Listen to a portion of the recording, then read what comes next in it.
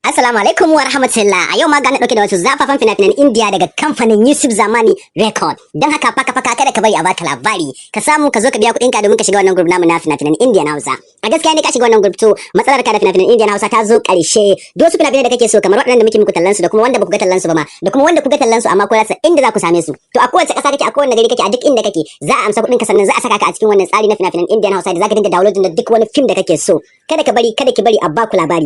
Duk wannan tallan da muke muku ba ƙarya a cikin sa babu yaudara. Ka zo ka shiga wannan group domin a nan ne zaka dinga samun duk waɗannan fina-finan da kake gani.